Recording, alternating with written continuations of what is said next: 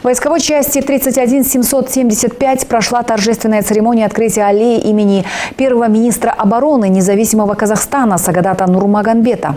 Мероприятие было приурочено Дню Батыров, а также в рамках декады наследия Батыров. Мероприятие началось с торжественной церемонии открытия памятного камня, посвященного столетнему юбилею Сагадата Нурмагомбетова, и мемориальной доски, где запечатлены имена героев, навсегда вошедших в историю. Вступительным словом собравшимся обратился командующий войскового регионального командования Астана генерал-майор Ержан Абырай. В своей речи он подчеркнул значимость этого события для военной и гражданской истории Казахстана. Кратко рассказать об истории формирования войсковой части 31775. В годы Великой Отечественной войны в 1942 году в соответствии с постановлением Государственного комитета обороны и директивы Народного комиссара обороны СССР на Кубани, на станции Лабинской, Курганской и Михайловской начала формироваться 203-я стрелковая дивизия.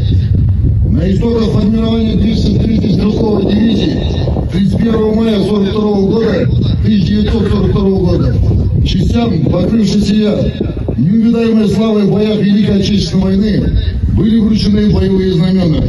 Этот знаменательный день стал днем рождения соединения.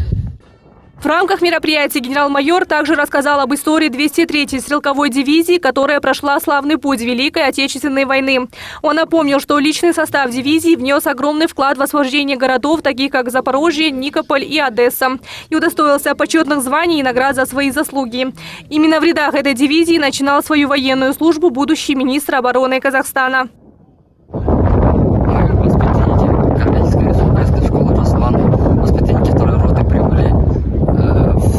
Военную часть 31775 в составе 66 человек.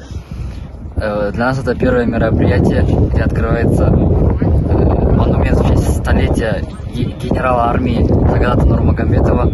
Это наш первый министр обороны. С этой военной части вышло более 20 героев народа, таких же, как наш первый министр обороны. Аллея славы в Караганде стала символом памяти и гордости за героев, которые отдали свои силы и жизни во имя мира и свободы. Это место будет вдохновлять новое поколение на верное служение Родине, укреплять чувство патриотизма и единства. Вклад Сагадата Нурмагомбетова и подвиги героев Великой Отечественной войны навсегда останутся в сердцах казахстанцев, как пример истинного мужества и преданности своей стране. Айган Амсагитова, Дошан Толеутай, Дастан Шанин, Первый Карагандинский.